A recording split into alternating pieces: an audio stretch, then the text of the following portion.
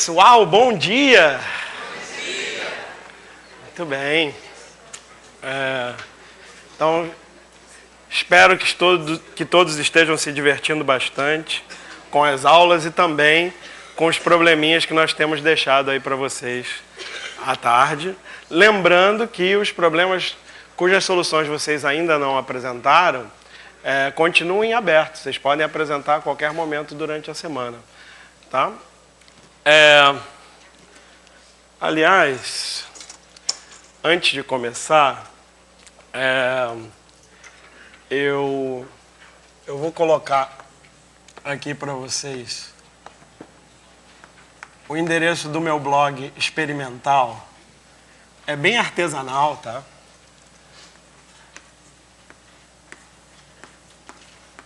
Artesanal experimental, mas o que acontece? Eu ainda não fiz. Eu acho que eu consigo fazer isso até amanhã. Eu quero colocar, por exemplo, eu quero publicar no blog algumas coisas que eu tinha pensado para a aula de progressões e não tive tempo de fazer. Tá, eu queria deixar isso disponível lá e gostaria muito de receber os comentários de vocês, quem tiver a oportunidade de. Então, inclusive, um dos primeiros textos desse blog foi um texto em que eu conto a minha experiência quando eu conheci o professor Morgado. Então, amanhã a gente vai fazer uma homenagem ao professor Morgado e tem um texto lá que conta essa experiência, que é bem legal, talvez vocês gostem. Bom, probabilidade. Eu deixei um exemplo já no quadro. Eu não sei se o pessoal dos outros estados está vendo, mas é uma boa ideia que eles vejam agora. Eu deixei um exemplo no quadro, um enunciado um pouco grande, então eu queria que vocês lessem. Eu vou ler agora junto com vocês. Então, assim, 2 jogadores de ping-pong, X e Y, jogaram entre si no passado muitas partidas. E cada um ganhou metade das partidas disputadas. Na rodada final de um torneio recente, os mesmos jogadores X e Y disputam o prêmio de R$600. Segundo as regras, partidas serão realizadas até que um dos jogadores consiga 3 vitórias, sendo declarado o vencedor do torneio. Entretanto, quando X tinha 2 vitórias e Y tinha 1, faltou luz no local e a rodada foi interrompida.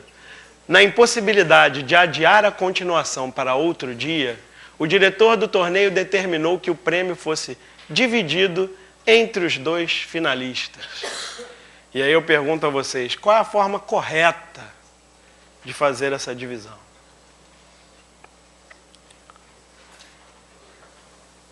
Eu não sei se está claro para vocês já desde o início, mas este problema tem a ver com o tema de hoje, que é probabilidade.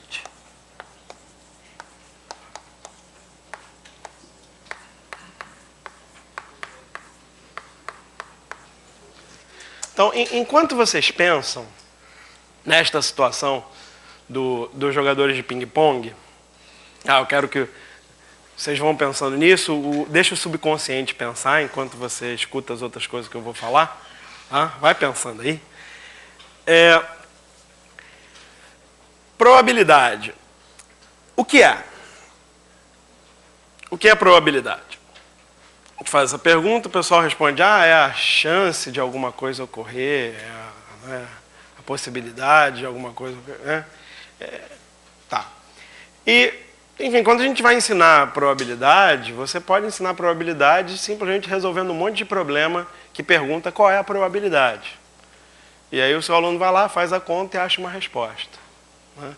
Agora, como o Paulo César comentou antes, né, dos mandamentos de Morgado, a postura ativa. Quando você tem uma postura ativa diante de um problema, a sua chance de resolvê-lo é muito maior. Então, os problemas de probabilidade mais interessantes são aqueles que servem para alguma coisa. Então, está aqui um exemplo. Essa é uma situação que poderia ocorrer. E você pode ser o diretor desse torneio e você quer ter um bom critério para decidir qual é a maneira correta, justa, de dividir esse prêmio entre os participantes. E é para isso que serve probabilidade. Probabilidade é usada todo dia. por vários profissionais em várias áreas para tomar decisões. Né? Decisões sobre o quê? Bom, quando a gente fala de probabilidade, você fala a chance de alguma coisa ocorrer, a gente tem que falar necessariamente do que a gente conhece como experimento aleatório. Isso está em oposição ao experimento determinístico. Né? Por exemplo, se eu pegar uma moeda e jogar para cima, isso é um experimento determinístico ou aleatório? É determinístico. Se eu jogar para cima, ela vai cair. Quer ver? Viu? Caiu. Eu sabia exatamente o que ia ocorrer. Na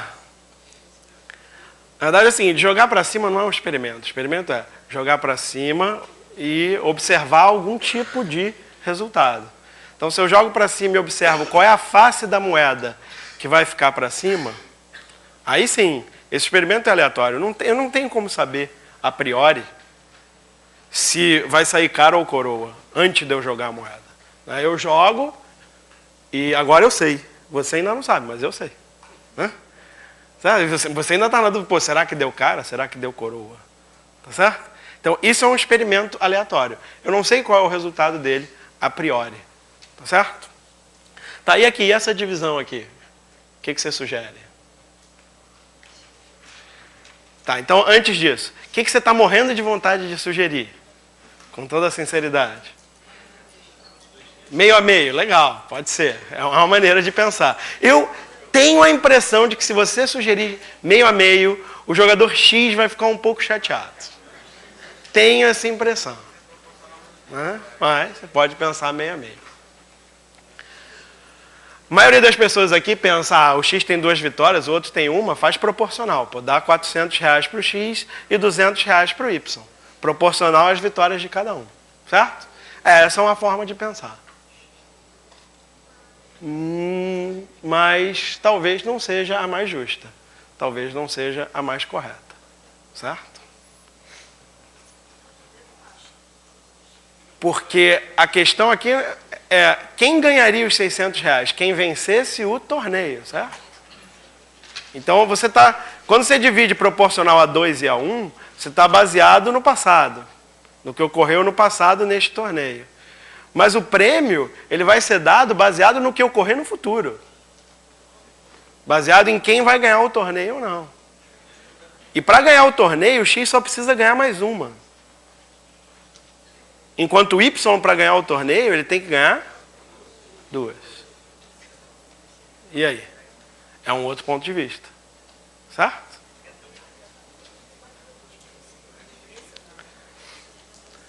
Então, eu vou dar uma resposta para esse exemplo, depois a gente volta a ele de uma maneira mais formal. Mas uma possível resposta é você usar, por exemplo, um conceito de física quântica. Não tem esse negócio de universos alternativos e tal, que o elétron pode estar em vários lugares e aí o universo vai se dividindo em vários no futuro. Eu acho esse negócio super legal. Então, assim, imagina tudo que poderia ter ocorrido nesse torneio no futuro, todas as possibilidades, todas as decisões de cada jogador, etc., que influenciariam no resultado. Então existem, sei lá, 1 milhão de futuros possíveis para esse torneio continuar. Tá certo? Mas espera aí. Como os 2 jogadores, isso está estabelecido no enunciado nas primeiras frases, os 2 jogadores têm a mesma chance de vencer uma determinada partida, ou essa é a hipótese mais razoável, dada a habilidade dos jogadores, nós podemos imaginar que desses milhões de futuros possíveis para o torneio, em metade deles o X vai ganhar a próxima partida e na outra metade o Y vai ganhar a próxima partida, certo? Bom, não parece razoável que esses R$600 que estão sendo distribuídos para o futuro, eles sejam distribuídos de maneira proporcional a esses caminhos? Então, sei lá, como é metade para o X ganhar e metade para o Y ganhar, R$300 para essa possibilidade, R$300 para outra. R$300 para o X ganhar a próxima partida significa que ele já levou esses R$300 porque ele já ganhou o torneio. Agora, os R$300 que vieram pelo outro caminho alternativo, do Y ganhar a próxima partida, ainda estão em disputa, certo? Porque o X pode ganhar e o Y pode ganhar. Qual a chance disso ocorrer? É metade para cada um, né? Pelo mesmo motivo. Então, os universos vão se dividir novamente em dois, mas aproximadamente o mesmo número de vezes que o X vai ganhar, o mesmo número de vezes que o Y vai ganhar, então é razoável que esses novos R$300 sejam divididos em 150 para cá, 150 para lá. Só que aqui, 150 para o X vencer essa segunda próxima partida, é o X que ganha o torneio, então esses R$150 são para ele. Total para o X, os 300 daquela próxima, mais esses 150, 450. E para o Y, 150. Faz sentido? Isso tem mais sentido em relação ao que poderia ocorrer no futuro do torneio. Certo? Qual é a maneira mais justa de dividir? Bom, claro que vai depender da opinião, mas me parece o mais justo pensar no que poderia ainda ocorrer no futuro, porque é o futuro que determinaria o vencedor e o ganhador dos R$600. Então, eu aqui sugeriria R$450 para o X e R$150 para o Y. Depois a gente faz isso de uma maneira mais formal. Vamos ter tempo para isso. Espero.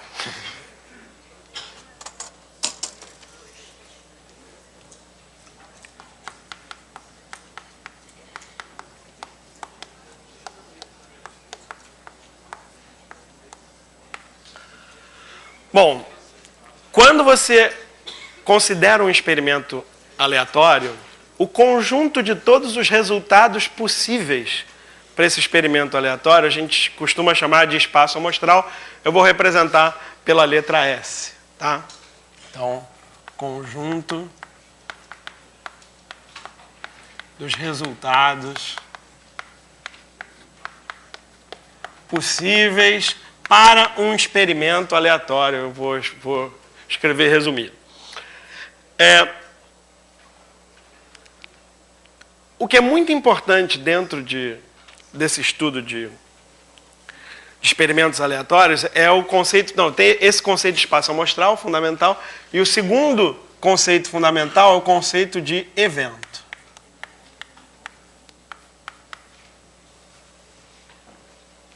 O que é um evento? É um subconjunto do espaço amostral.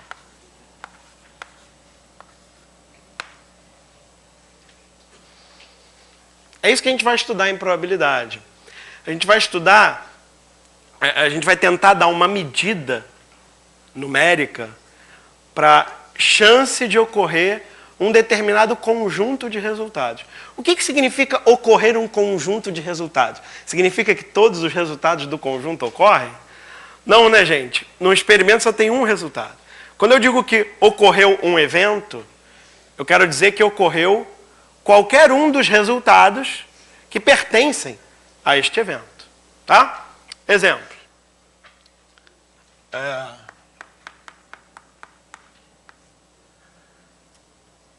Um dado. Até pensei em trazer um dado aqui, mas o dado é pequenininho e tal. E dado todo mundo conhece, certo? Todo mundo aqui tem dado em casa, não tem? Então, todo mundo... O cubo. É o cubo, dado tradicional de 6 faces, certo? E os resultados, né? O resultado é o número que está escrito na face de cima, quando você lança. E o dado está... As faces estão marcadas com números de 1 a 6. Certo? Tem um pessoal que ainda está com dúvida sobre a pergunta anterior que eu fiz, eu não entendi por quê, mas enfim. Então, um dado comum, um dado... A gente costuma falar dado honesto, né? Quer dizer, diz algo sobre o caráter do dado. Né?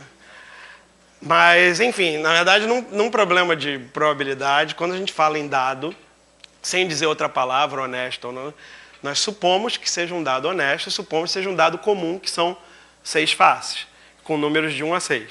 Isso está implícito. Porque, de fato, se o dado não for honesto, aí a gente nem tem como pensar em nada a respeito dele. Bom, o que significa o dado honesto? Significa o seguinte, a gente supõe que o cubo ele foi produzido de maneira simétrica, ou homogênea, ou de uma forma que todas as faces tenham a mesma chance de ocorrer. Não tem nenhum motivo para a gente considerar que uma face tenha mais chance de ocorrer do que outra, né? Que é uma hipótese super razoável, desde que o dado seja bem construído, tá? Então, num dado honesto, qual é o espaço amostral? Conjunto de todos os resultados possíveis. Conjunto dos números de 1 a 6.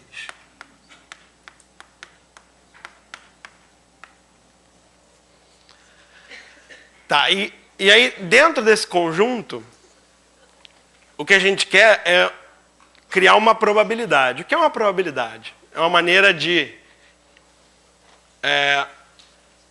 enfim, intuitivamente, medir a chance de cada um desses resultados ocorrer. Agora, se nós estamos falando de um dado honesto, se todas elas têm a mesma chance de ocorrer, certo? O razoável é dizer o quê? Que cada resultado tem qual probabilidade? 1/6. Né? A gente usa como referência o número 1. O número 1 significa certeza de ocorrer. Claro que certeza de ocorrer é quando a gente fala de espaços amostrais finitos, que é o que eu quero que vocês pensem por enquanto. Espaços amostrais finitos. E aí, cada elemento do espaço amostral vai ter probabilidade 1/6. Então, esse aqui vai ter probabilidade 1/6, esse 1/6,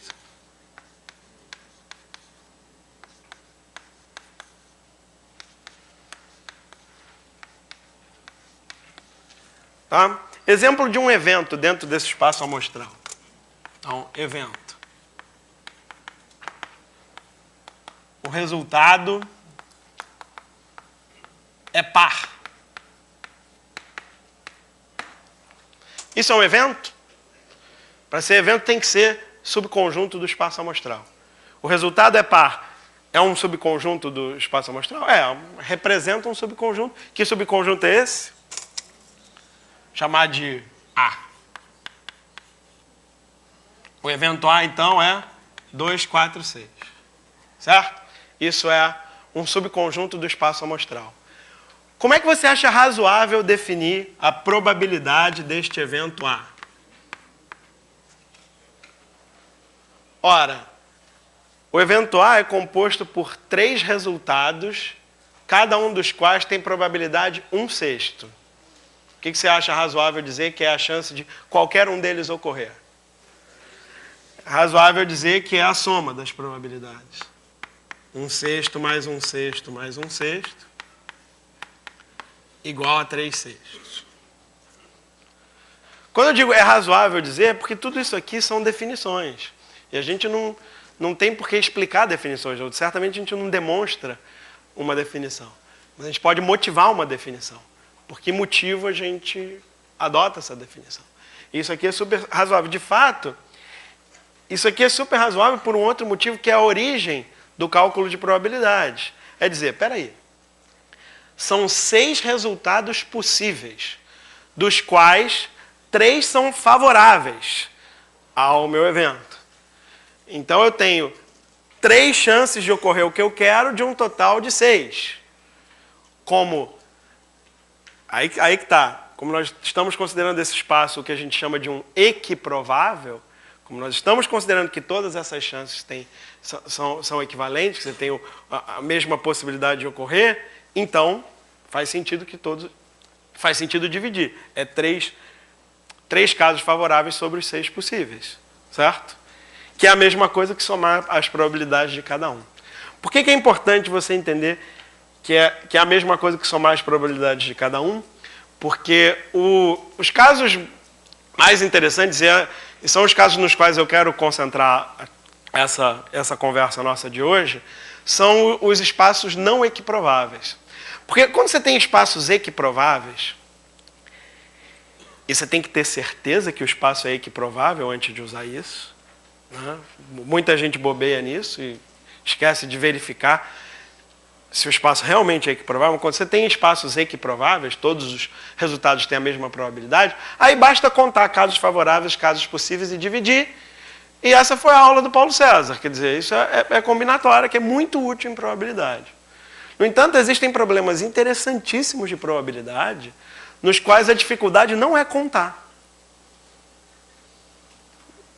E eu gostaria de me concentrar nesses. Quer dizer, muitos problemas de probabilidade, a dificuldade é contar. E você pode resolver contando.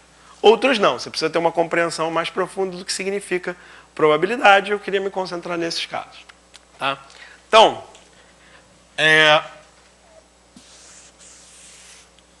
exemplo absolutamente tradicional, mas quase obrigatório, é 2 dados. Tá? E aí você pergunta, qual é a probabilidade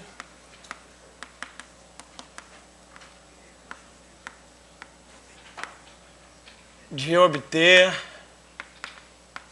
soma dos resultados, tá? Igual a 5. Tá? Aí você faz essa pergunta para aquele aluno que estudou probabilidade assim, número de casos possíveis, número de casos favoráveis. E aí ele, com bom critério, ele olha para cá e diz, espera aí, somar o resultado de 2 dados, vou contar os casos possíveis, é o espaço amostral. Os resultados possíveis. Quantos são os resultados possíveis para essa soma? Ou quais são? De 2 até 11, né? São de 2 até 12. É que eu já... A mente é mais rápida do que a mão, né? Eu já fiz a conta 11 e já escrevi 11 em vez de 12.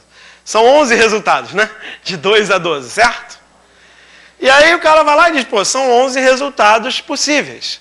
E só um deles é favorável a mim, certo? Então vem, pá, a probabilidade é 5 sobre 11. E, 1 sobre 11. 5 é o número, mas é um resultado só. Então, 1 sobre 11 é a probabilidade dessa soma ser 5. Tá certo isso? Por que não? E aí eu volto para aquilo que eu falei antes. Quer dizer, a postura ativa, quer dizer, se o aluno está interessado em resolver o problema, ajuda muito. Eu vejo muitos alunos cometerem esse erro. Mas se eu faço a proposta da seguinte maneira, se eu mudo ligeiramente o problema e digo o seguinte, aluno, você quer jogar um jogo comigo? O jogo é o seguinte, a gente vai pegar esses 2 dados aqui e nós vamos lançá-los várias vezes, 100 vezes, tá? Nós vamos lançar esses dados muitas vezes, 100 vezes, tá bom? Cada vez que sair soma 2, eu te pago R$1. Cada vez que sair soma 7, você me paga R$1. E aí, você quer jogar? E aí, você vai querer jogar esse jogo? E é surpreendente, porque esse é algo, eu não sei se vocês observam a mesma coisa, mas eu sempre observei isso. Os alunos têm dificuldade com matemática, exceto em 2 situações. Primeiro, quando envolve a nota dele. Eu já trabalhei em umas escolas que tinham, a média final era a média ponderada do teste com a prova, juntado com o trabalho, não sei o quê. Era uma coisa complicadíssima. E todos os alunos sabiam fazer essas contas perfeitamente. Eles sabiam exatamente quanto eles tinham que tirar para passar de ano. Não era difícil fazer as contas quando envolvia a nota. E a segunda situação é quando mexe no bolso, né, da pessoa. Quando mexe no bolso, a matemática fica mais fácil por algum motivo misterioso. Né?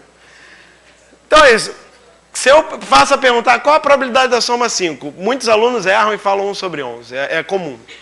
Agora, se eu pergunto, quer jogar esse jogo? Se der soma 2, eu te pago R$1. Se der soma 7, você me paga R$1. Aí quase ninguém aceita. Porque aí quando... Né, mexe no bolso, ele para pensar, né? Não é mais só aplicar a fórmula, não. Peraí, né? Deixa eu ver se eu quero ou não, tá? Então, Bom,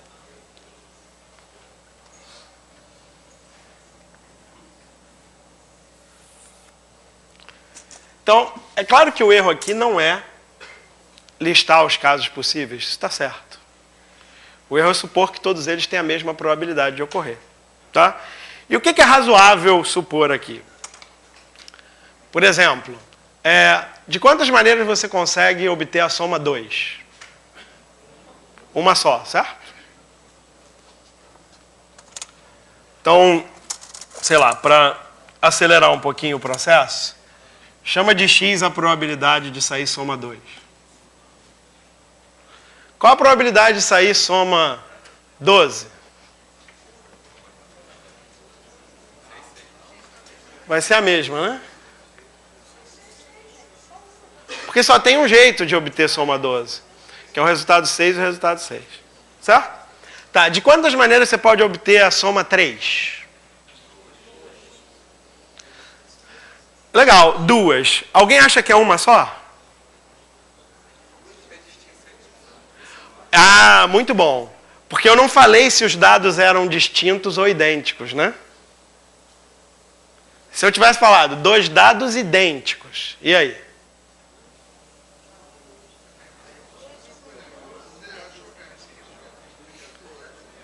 Pessoal, você acha que o dado está interessado se eu acho ele idêntico ao outro ou não?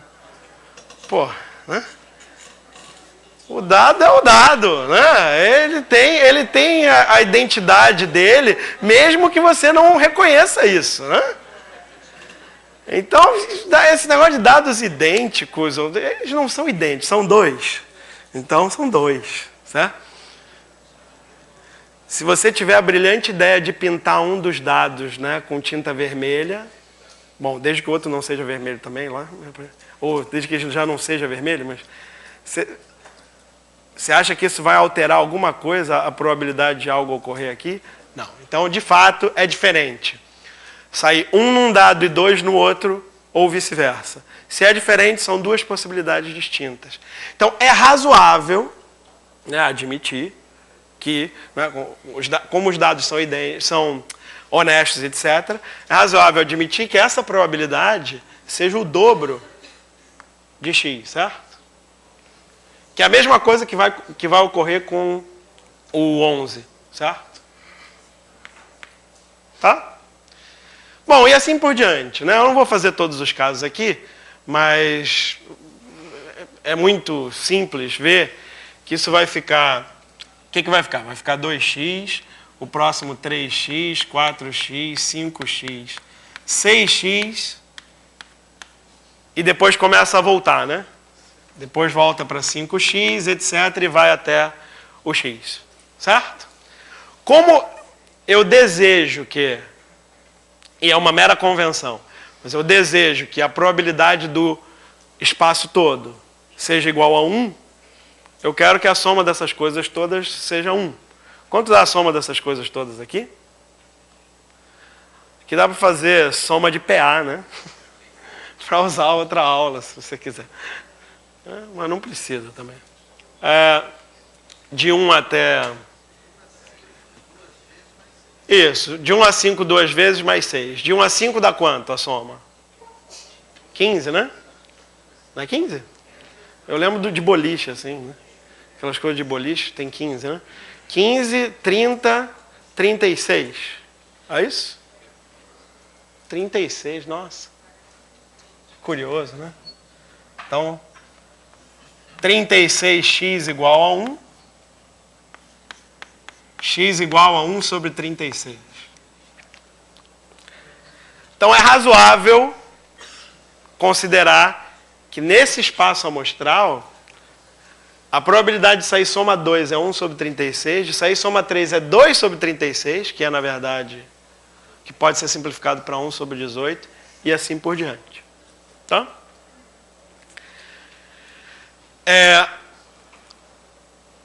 Essa, na verdade, é a forma correta, porque se os dados são honestos, todas essas possibilidades que a gente falou têm que ter a mesma chance de ocorrer.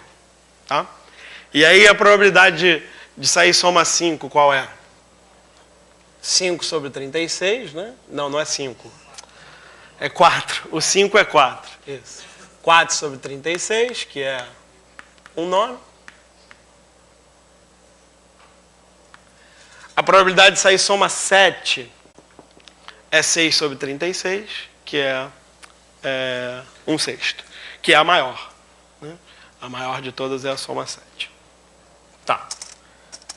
O que a gente fez aqui? Vamos formalizar.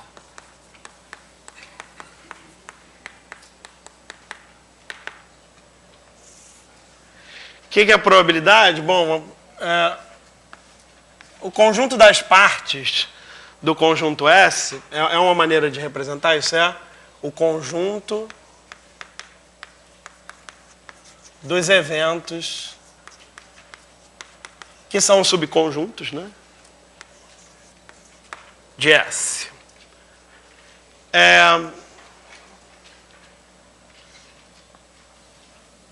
Probabilidade, que eu vou representar pela letra P, no livro é P maiúsculo, eu tenho uma certa preferência por P minúsculo, vocês vão me permitir usar P minúsculo. É uma função do conjunto dos eventos. Em R, a gente podia colocar um intervalo fechado 0,1 também, mas em R, tal que esse P é bom fazer ele diferente para não confundir. A probabilidade do espaço todo tem que ser 1, certo?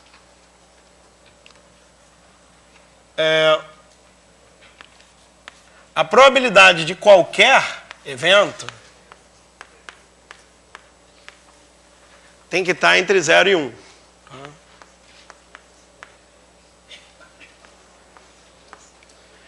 E isso é o que a gente achou razoável aqui, né? É outra exigência.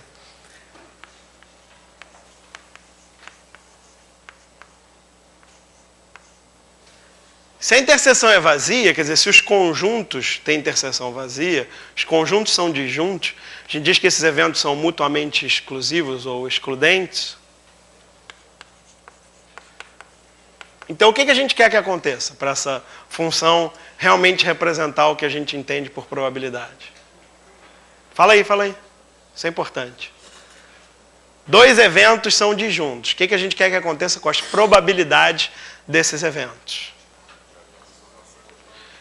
Exatamente. Quer dizer, a probabilidade da união deles tem que ser a soma.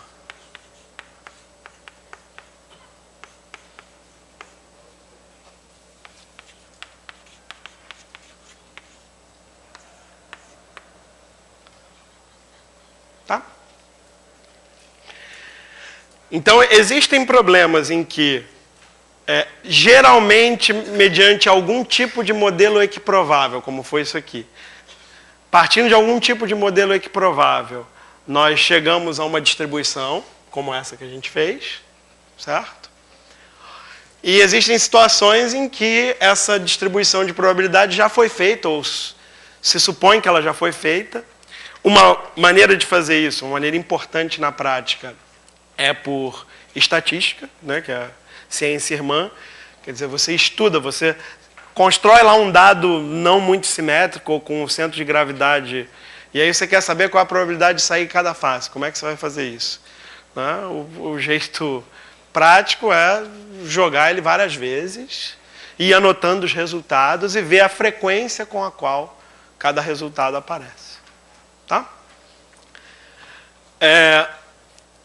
Então, isso aqui é o contexto mais geral, continua valendo para o equiprovável. Tá? E aí, enfim, consequências. Bom, tem várias consequências relativamente naturais, vocês podem usar e são importantes, como a do complementar. Eu deveria dizer que isso significa complementar, né? Mas, bom, escrever, mas eu não vou escrever, vou só dizer. A barra em cima significa complementar. Né? Qual é a probabilidade do complementar? 1 menos a probabilidade do evento. Isso é muito útil. Existem situações em que é mais fácil calcular a probabilidade do complementar. Tem outras importantes, mas essa daqui é extremamente útil. Qual a probabilidade da união se eu não sei se eles são disjuntos ou não? Você soma, é que nem número de elementos, né?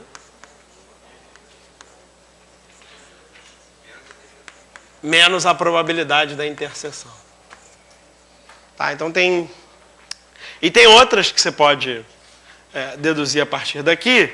Como eu disse, eu estou muito interessado hoje em falar de probabilidade condicional.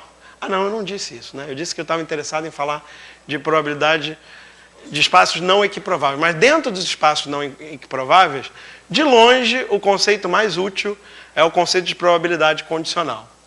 Então, para motivar isso,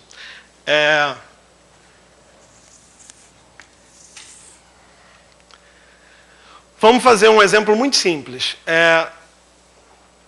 Digamos que... Digamos que eu lance esses dados aqui, esses dois dados, eu lance várias vezes, muitas e muitas vezes, e eu ignore totalmente os resultados ímpares. Tá? Eu ignoro completamente os resultados ímpares. Eu só marco os resultados pares. Tá bom? Então, na prática, eu fico com um novo espaço amostral. Certo? Se eu ignorar os resultados ímpares, o novo espaço amostral qual é? Enfim, de 2 a 12. Tá bom?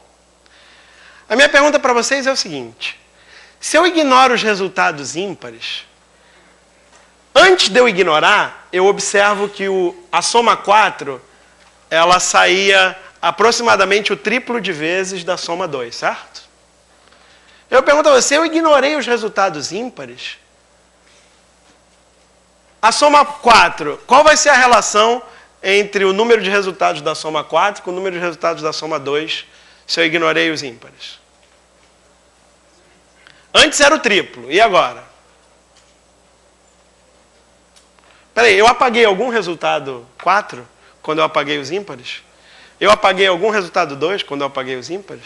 Se antes de eu apagar esse era o triplo desse, o que vai acontecer depois de eu apagar? Vai continuar sendo triplo, certo? Tá. Isso é muito importante para motivar, porque isso, de novo, é uma definição. Vou escrever para cá.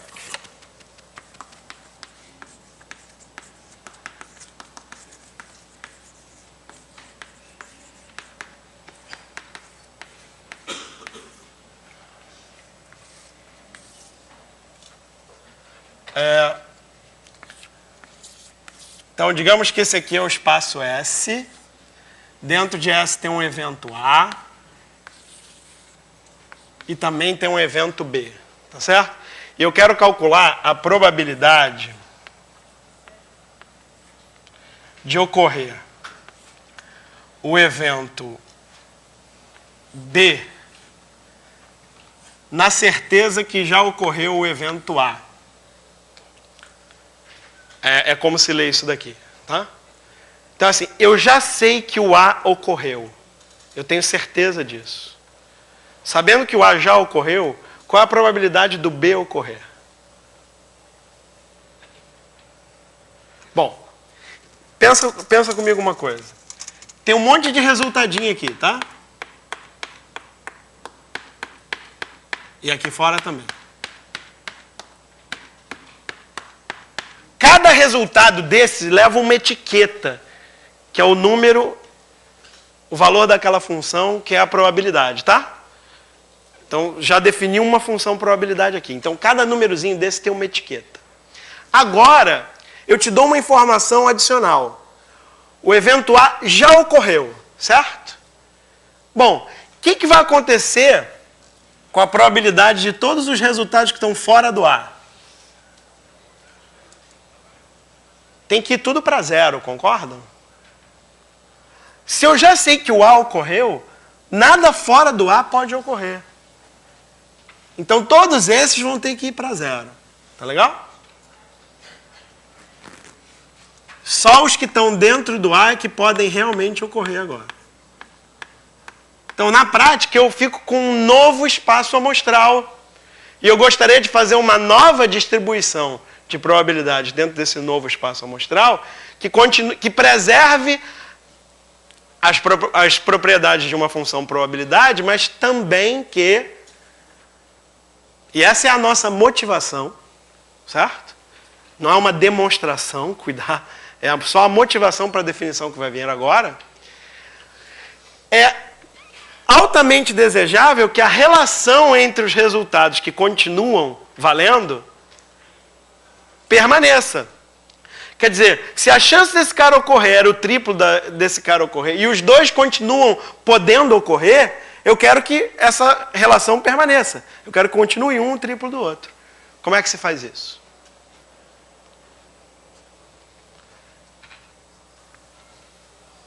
Simples. Eu não vou querer que a probabilidade do A inteiro agora seja 1, certo?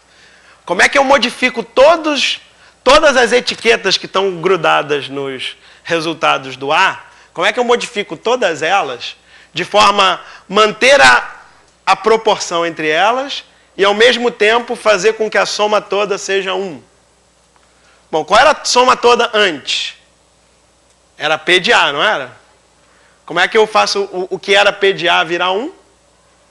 Eu divido por P de A. Tá? Então, todas essas etiquetas vão ficar, os números de todas elas vão ficar divididos pela probabilidade de A. Mas ainda não acabou. Como é que eu vou calcular a probabilidade do B ocorrer, sabendo que agora só valem esses aqui? É a interseção, certo? Eu vou somar os valores das etiquetas que aparecem na interseção, certo? Isso vai ser a probabilidade da interseção. Então, esta é a definição, tá? Esta é a definição. Mas o que eu estou dizendo para vocês é que essa definição faz com que as relações entre resultados sejam mantidas. Resultados que continuam sendo possíveis, certo? E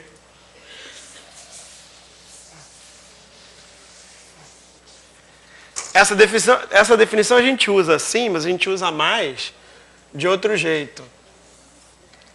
Eu, particularmente, costumo chamar esse outro jeito de princípio multiplicativo da probabilidade. Porque, como vocês vão ver, ele permite que a gente resolva problemas exatamente do mesmo jeito que o Paulo César estava resolvendo com o princípio multiplicativo em análise combinatória. Probabilidade da interseção é a probabilidade de ocorrer um dos dois eventos multiplicada pela probabilidade de ocorrer o outro, dado que o primeiro ocorreu, na certeza que o primeiro ocorreu. Vê se isso não é exatamente o que você fazia no princípio multiplicativo da combinatória. Você toma uma primeira decisão, e aí, sabendo que a primeira decisão foi tomada, você toma a segunda, certo? Aqui é exatamente a mesma coisa. A probabilidade de duas coisas ocorrerem juntas vai ser a probabilidade de uma delas ocorrer multiplicada pela probabilidade de a segunda ocorrer, sabendo, dado que a primeira ocorreu. Então, volta para o exemplo 1. Que está aqui. E como é que volta? Voltei. Volta para o exemplo 1. Tá? Como eles nos disseram que a chance de o X ganhar uma partida é a mesma chance do Y ganhar uma partida, né, está no enunciado, eu posso supor que a probabilidade de cada um deles ganhar a partida é meio. Certo? E agora eu vou calcular a probabilidade do A vencer o torneio, do X vencer o torneio, e a probabilidade do Y vencer o torneio. Bom, como são os únicos dois resultados possíveis, né? Basta eu calcular uma dessas probabilidades e a outra vai ser 1 menos essa. Então é mais fácil calcular qual a probabilidade do X ganhar o torneio ou do Y ganhar o torneio. Qual que você acha mais fácil?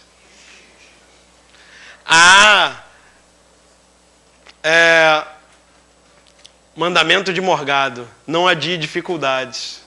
É mais fácil o X ganhar o torneio ou o Y ganhar o torneio? É mais fácil o X ganhar o torneio. É mais difícil o Y ganhar o torneio, certo? Então qual é a probabilidade mais fácil de calcular? A do Y ganhar o torneio. Né? É a mais fácil. Porque para o Y ganhar o torneio, você tem mais restrições, mais coisas precisam acontecer. Então acaba sendo mais fácil o cálculo, certo? Então, olha lá. Y ganha o torneio.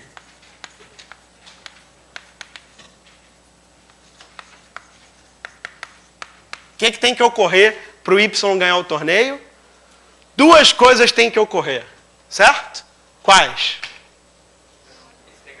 Ele tem que ganhar a próxima partida e ganhar a última. Que só vai ocorrer se ele ganhar a primeira, aliás. Certo?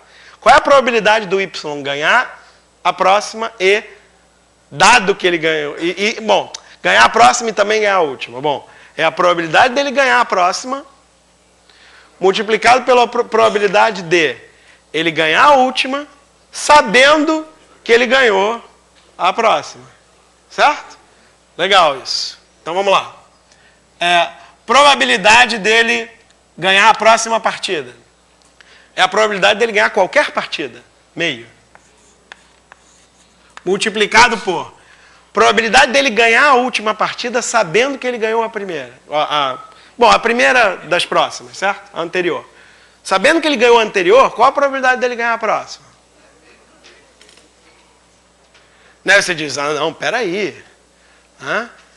Ele já ganhou uma, né? Eles têm a mesma habilidade, então, como ele já ganhou uma, deve ser mais difícil. Não, não é. Isso já caiu em vestibular, eu já vi. É uma das questões mais interessantes, não é a palavra, mas mais engraçadas que eu já vi em vestibular. Que é assim, você vai fazer uma operação, uma cirurgia, na qual a taxa de sobrevivência é 90%. Tá? E aí você constata que as últimas 9 cirurgias foram bem-sucedidas. As últimas 9 pessoas que se submeteram a essa cirurgia, né, sobreviveram. Né? Qual a chance? Eles falam, não, doutor, marca para outro dia. Né? Marca para deixa outra pessoa aí. Não é, tá certo? Não é. Quer dizer, a chance é a mesma, não vai depender do que ocorre precisamente nas anteriores. Então, continua sendo meio. Isso aqui a gente chama de eventos independentes, quando a probabilidade condicional, né, é a mesma probabilidade sem a condição. A gente chama de eventos independentes. Então, 1/4. Se a probabilidade do Y ganhar o torneio é 1/4, a probabilidade do X ganhar o torneio é 3/4, certo? E aí, a maneira mais justa de dividir esse prêmio é de acordo com as chances que cada um teria de ganhar os R$600 no final das contas, certo? Se o Y só tem 1/4 de chances de ganhar os R$600, é razoável que ele receba R$150. E se o X tem 3/4 de chance de ganhar os R$600, é razoável que ele receba R$450, dado que o torneio não pôde continuar. Tá certo? Então, é para isso que a gente estuda a probabilidade. É para a gente conseguir tomar decisões razoáveis em situações importantes para nós. E é justamente nesse tipo de situação que a matemática realmente fica mais fácil. Por causa do interesse que você tem de resolver o problema.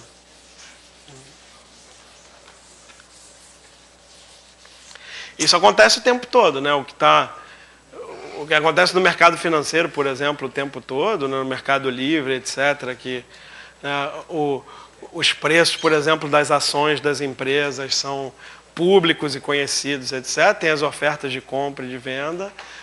A pessoa cada um avalia o seu risco de comprar aquilo ou não e compara com o que o mercado tá pensando. E diz, não, eu sou mais otimista do que o mercado, então eu compro. Não, eu sou mais pessimista do que o mercado, eu vendo. Tal.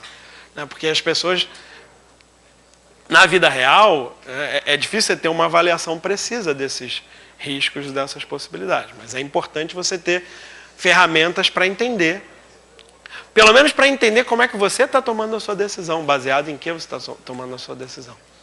Tá? Bom, vamos ver mais alguns aqui.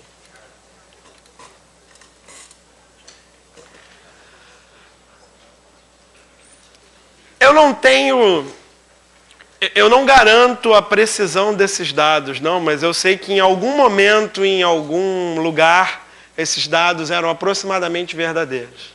Tá? Então, a mamografia, ela te dá 80% de resultados positivos quando feita nas mulheres que têm câncer de mama. Então, ela identifica corretamente, né, o câncer de mama de 80% das mulheres que têm esse câncer. No entanto, mesmo que a mulher não tenha o câncer de mama, esse resultado da mamografia pode dar positivo. E isso ocorre em 9,6% dos casos. Então, a pergunta básica aqui é o seguinte: um exame que tem 80% de precisão, né, nos casos positivos, ou nos casos em que você tem a doença, mas que ele dá um 9,6% de falsos positivos, né, o quão fiável é esse exame para você determinar se uma pessoa tem ou não a doença? Você pode pensar em princípio que 80% é razoável, é bem mais da metade e tal. Tudo bem, não é uma precisão muito boa, mas deve ajudar e tal, né? E 9,6% também não é uma taxa muito pequena de falsos positivos. É uma taxa grande, mas bem menor do que do que os 80% dos positivos verdadeiros. Então, você pode pensar. Agora, a questão é que este outro dado é absolutamente fundamental, o outro dado que está aí. Qual é a porcentagem de pessoas na população que realmente tem a doença? Porque quanto menor a porcentagem de pessoas que têm a doença, né, mais preciso tem que ser o teste nessas pessoas que têm a doença e menos falso positivo ele tem que dar para eles ter uma precisão minimamente razoável. Tá, então, eu peguei esses dados, um dia coloquei numa questão de prova de múltipla escolha, e aí, para facilitar, eu coloquei faixas. Em vez de calcular a probabilidade exata, eu perguntei se era que se estava entre 80 e 100 ou entre 60 e 80, né? Faixas desse tipo, de 20 em 20%, certo? Então é isso que eu pergunto a você, como é que a gente decide isso?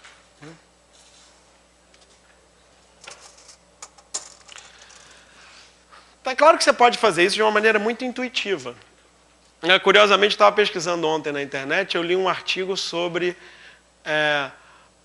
quantos médicos têm dificuldade de, mesmo com todos esses dados, de oferecer ao doente uma estimativa razoável. Porque vem a mulher, doutor, o meu exame deu positivo, e agora? Né? E eu vi um artigo sobre quantos médicos têm realmente dificuldade de dizer, olha, a sua chance de ter a doença é aproximadamente tanto. Você quer falar, né, Paulo? Não, recentemente houve uma briga entre os médicos com relação ao exame de próstata, que a Sociedade de Urologia achava uma coisa, os médicos do INCA achavam outra coisa, por pontos de vista diferentes. Quer dizer, uma coisa é você examinar sob o ponto de vista de saúde pública, tá? Outra coisa é você examinar sob o ponto de vista de saúde do indivíduo. Bom, mas faz claro, as contas aí, depois com as contas a gente vai ter. Então, olha lá. Vamos fazer com calma isso aqui. Então, A vai ser o evento tem a doença. E B vai ser o evento resultado positivo no exame. Tá? Qual é a pergunta do problema? Qual a probabilidade de ter a doença, dado que o resultado foi positivo? Traduzindo na nossa linguagem, o que é isso, com A e B aqui? É a probabilidade de A, dado B, certo? Eu quero saber a probabilidade dela ter a doença, dado que o resultado foi positivo. E esse é um ótimo exemplo. Claro que você pode fazer isso. Você pode usar uma base de cálculo. Pega uma população de 10 mil pessoas, né? Ou coisa parecida, e vai fazendo as contas. Tantas vão ter a doença, tantas não vão ter. Dessas que não têm a doença, tantas vão dar positivo no teste. E você resolve perfeitamente esse problema sem precisar da teoria. Tá? Mas, para a gente ter a teoria, vai um pouquinho mais rápido.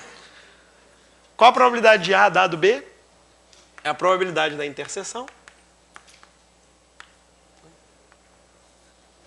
dividida pela probabilidade de B.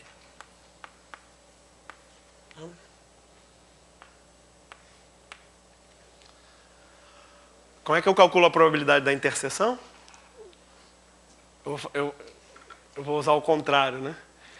Porque aqui você está querendo determinar a probabilidade de uma coisa passada sabendo algo que está no futuro.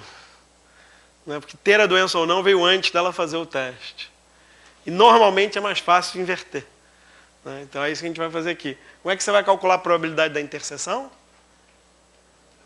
Ora, você pode calcular assim. A probabilidade dela ter a doença multiplicada pela probabilidade do exame ser positivo, dado que ela tem a doença. Certo? E isso é mais fácil de calcular do que aquilo.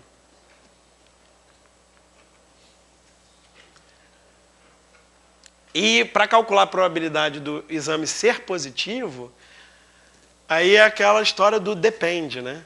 Qual a probabilidade do exame ser positivo? Pô, depende. Depende se ela tem a doença ou não. Não depende? Claro que depende. É 80% se ela tiver a doença e é 9,6% se ela não tiver. Né? Então, o único jeito razoável de fazer isso é separar em dois casos mutuamente excludentes. Certo? Que é se ela tem a doença ou se ela não tem. Certo? E como são excludentes, porque não dá para ela ter e não ter ao mesmo tempo, é só somar, certo? Então vamos só somar. E aqui eu podia escrever simbólico, mas eu acho que vai complicar desnecessariamente, eu vou escrever direto, tá? Aqui eu achava importante escrever simbólico, mas vou escrever direto. Então acompanha comigo. Se ela tem a doença e deu positivo, já está aqui em cima, certo? É até bom que eu já faça a conta e depois substituo aqui em cima. Tem a doença, qual a probabilidade?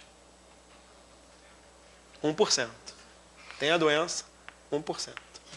Multiplicado por, sabendo que ela tem a doença, probabilidade de dar positivo.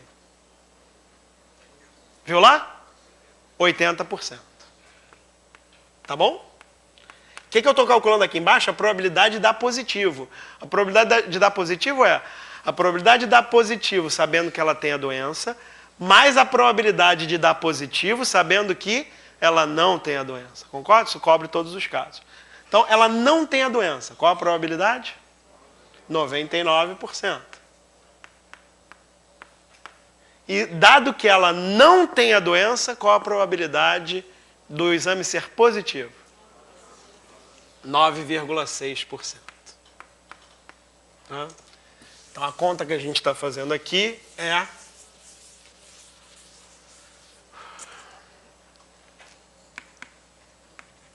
1% vezes 80% dividido por 1% vezes 80% mais 99% vezes 9,6%.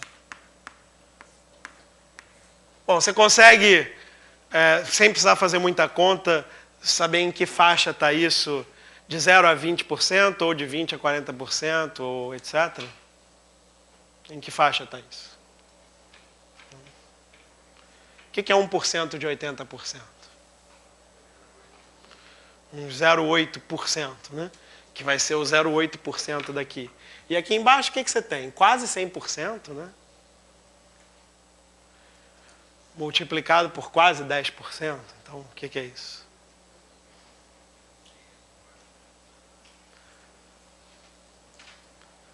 dá uns 10%, dá menos, né? Um pouco menos de 10%, certo? Então ali dá 0,8, aqui um pouco menos de 10, que você ainda soma com 0,8. Isso aqui é o quê? 1/10. Muito aproximadamente é 1/10. Mas não vai chegar, né? Não vai chegar a 1/5, que é a primeira faixa aí do... Eu te falei, é uma questão de múltipla escolha, então não era muito difícil identificar que isso aqui é menor, bem menor até, bem menor do que 20%. Está mais na faixa de 10%, e pelo que eu vi por alto ontem na internet, isso ainda é a taxa atual dos exames de mamografia. Que é, se der positivo, a chance é de cerca de 10% de você realmente ter a doença. Então, mulheres, se algum dia vocês tiverem um positivo nesse exame, né, vocês não precisam ficar tão preocupadas em princípio. Mas a lição tomada aí não é, então esse exame é inútil, não vou mais fazer. Exatamente. Não é isso? Não é essa a lição. É verdade, isso é importante.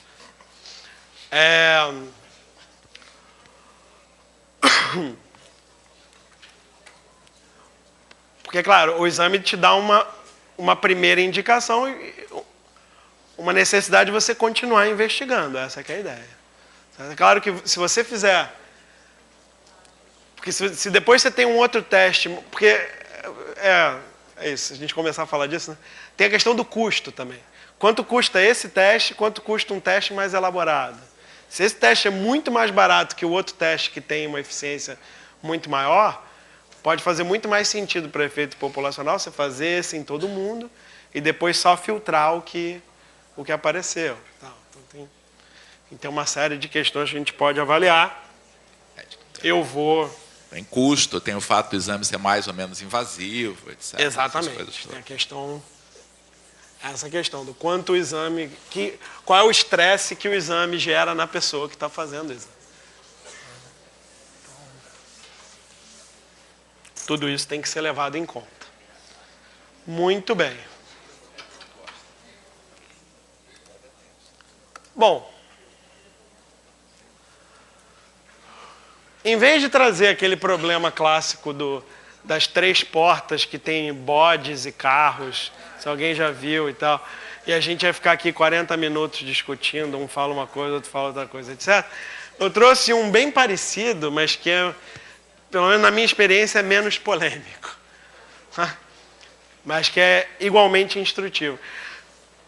Como eu tinha falado antes, vários problemas interessantíssimos de probabilidade não tem nenhuma dificuldade de contagem. Aqui não tem nenhuma dificuldade de contagem.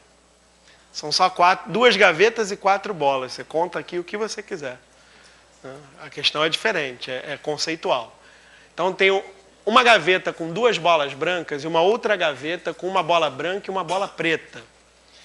Escolhe-se uma gaveta ao acaso e dela retira-se uma bola também ao acaso. Sabendo que a bola retirada é branca, qual a probabilidade de a outra bola da mesma gaveta que já foi escolhida anteriormente, também ser branca? Tá? Muito bem.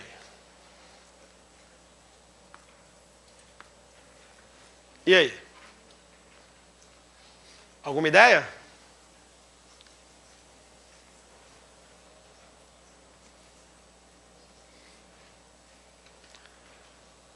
Eu lembro muito bem a primeira vez que eu encontrei esse problema. Foi numa Olimpíada, primeira fase de uma Olimpíada Estadual de Matemática do Rio de Janeiro. Eu estava no ensino médio e eu não tinha estudado direito e probabilidade. E eu olhei e falei, tem 2 chances para outra bola, ou ela é branca ou ela é preta, então meio. Marquei feliz e tal. E tinha alternativa lá esperando por você. Né? Tinha lá a alternativa meio esperando por mim. E aí eu marquei lá meio, todo contente. Quando eu fui conferir o gabarito, eu falei, esse gabarito está errado. Como é que eles erram uma questão tão simples, né?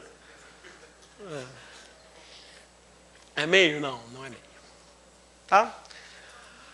Existem várias formas de fazer essa questão. Você pode fazer corretamente sem conhecimento de probabilidade condicional, nada disso. Mas eu, sinceramente, hoje em dia, com esse tipo de problema, mesmo que eu encontre uma solução genial, rapidíssima, de cabeça, eu confesso a vocês que eu vou lá e faço isso aqui. Eu faço isso aqui para ter certeza. Tá? Porque isso aqui problemas simples desses podem complicar bastante, se você se distrair. Então, vamos lá.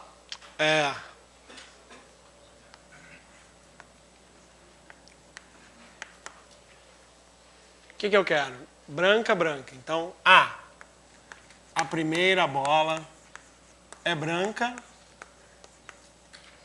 B, a segunda bola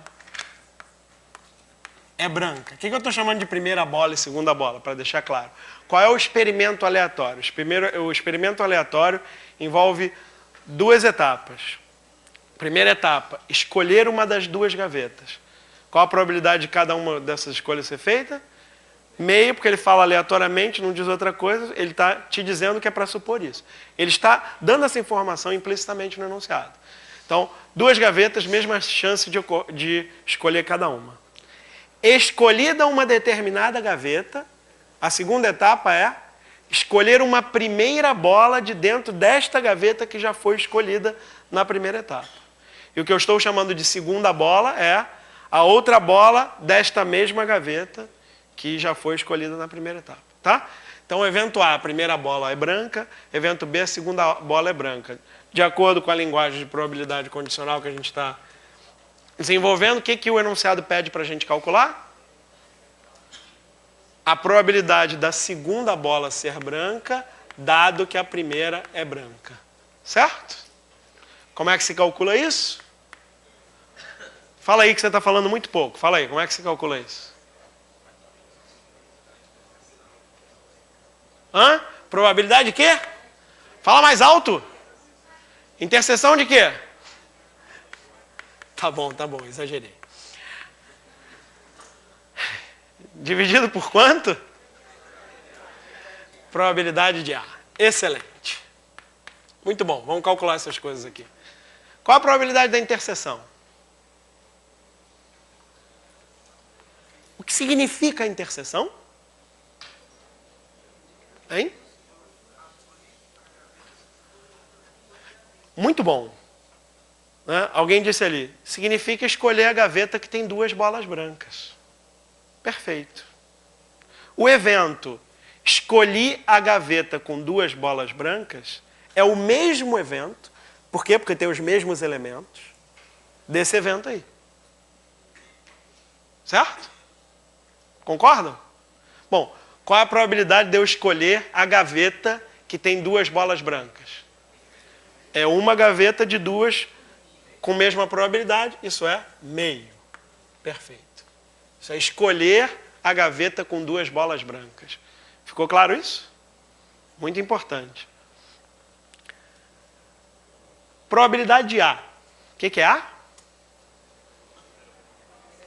A primeira bola ser branca. E aí? Que evento é esse? A primeira bola é branca.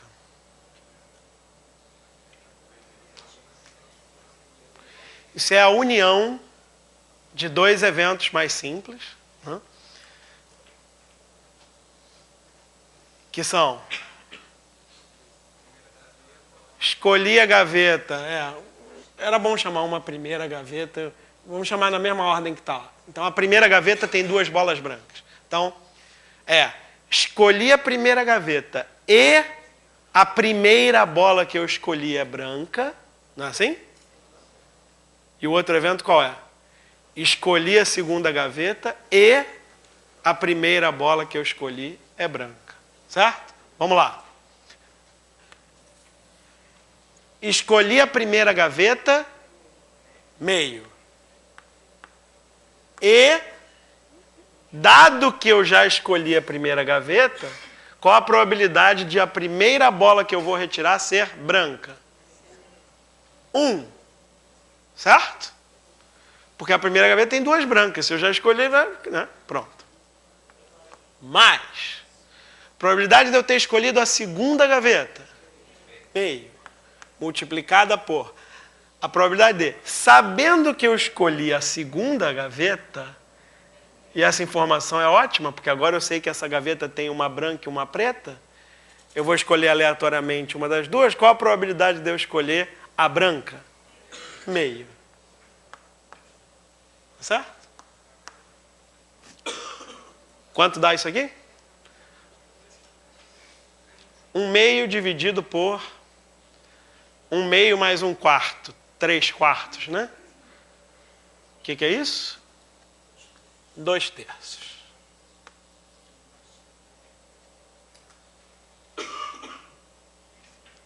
Tá?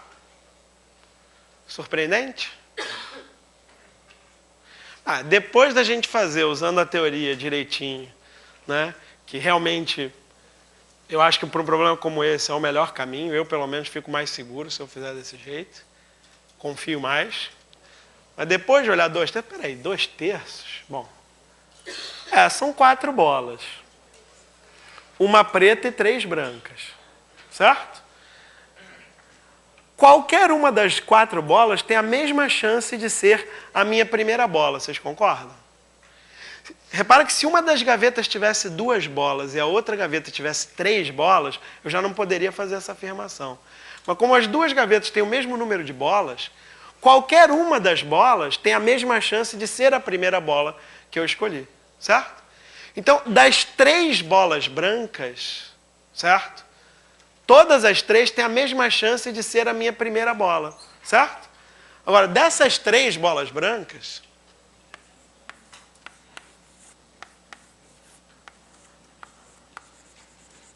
aqui o branco é verde e o preto é branco, tá? Então, olha só. Dessas 3 bolas brancas que têm a mesma chance de ocorrer como primeira bola, quantas são favoráveis ao evento que eu estou querendo, cuja probabilidade eu quero calcular? 2. Essas 2, certo? Essa não me interessa. Eu não quero que a minha primeira bola seja essa. Mas tudo bem se a minha primeira bola for essa ou essa, certo? Então, são 2 que me favorecem de um total de 3. Mas é o que eu disse antes. Eu posso até ter essa ideia antes de fazer essa conta.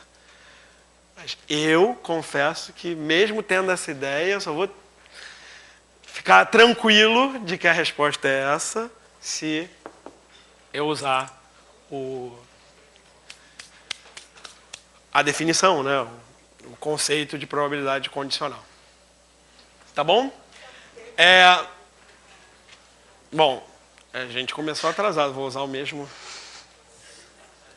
Tá, o exemplo 4 tá no livro 2, é muito legal, vale a pena vocês verem. É um dos últimos, tá resolvido no livro 2, tá?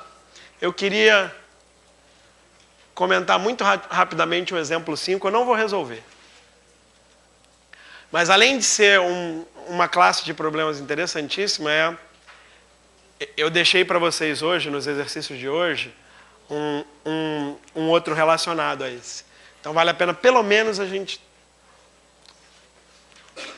ter uma ideia. Então aquela história, você com seu amigo, vocês são meio relaxados, não estão de férias, não sei o quê, mas você fala, pô, você vai à praia amanhã? Pô, eu vou. E você? Eu vou à praia amanhã também. Ali naquele mesmo lugar? Ali naquele mesmo lugar. Mas que hora você vai estar lá? Sei lá, eu vou chegar lá entre 12:00 e 1. E você? Tá bom, eu também vou chegar entre 12:00 e 1. Então vamos ver se a gente se encontra? Vamos ver se a gente se encontra. Tá bom, então... Eu sempre prefiro anunciar esse problema com amigas encontrando no shopping. Amigas no shopping, né? É bom também. Isso é realmente bom. Então vamos fazer o seguinte, eu chego lá. Se você estiver lá, beleza. Se não tiver, eu espero 15 minutos. Se não aparecer em 15 minutos, eu vou embora. E o outro, eles combinam a mesma coisa. A pergunta é qual a chance desse encontro ocorrer ou não. Então, aqui o interessante é você perceber, a única coisa que eu quero falar sobre esse problema é o seguinte. Você perceber o que é o espaço amostral aqui. Na verdade, o que você vai fazer? O primeiro amigo vai escolher um horário aleatório entre 12:00 e 1. Isso pode ser traduzido com um número real entre 0 e 1. E o segundo amigo também vai escolher um número real entre 0 e 1. Tá? Então, cada maneira disso aqui ocorrer é um par ordenado do plano restrito a um quadrado, né? É um quadrado, que é o 0, 1 no eixo x e 0, 1 no eixo y. Então, de todos os pontos desse quadrado, você quer identificar quais aqueles que representam situações em que o encontro ocorre. E aí é muito razoável supor o quê? Como você está falando de regiões finitas do plano, regiões finitas, regiões limitadas do plano, é razoável supor que a probabilidade de uma região é proporcional à sua área. Então a ideia é desenhar no plano a área correspondente, a região correspondente ao encontro ocorre, calcular a área e dividir pela área total. Que se você fizer com 0, 1, a área total é 1. Fica bem legal. Tá? Então, tá aí. Fica a sugestão e tem um outro problema similar nos exercícios que eu deixei. Muito obrigado. Até a próxima.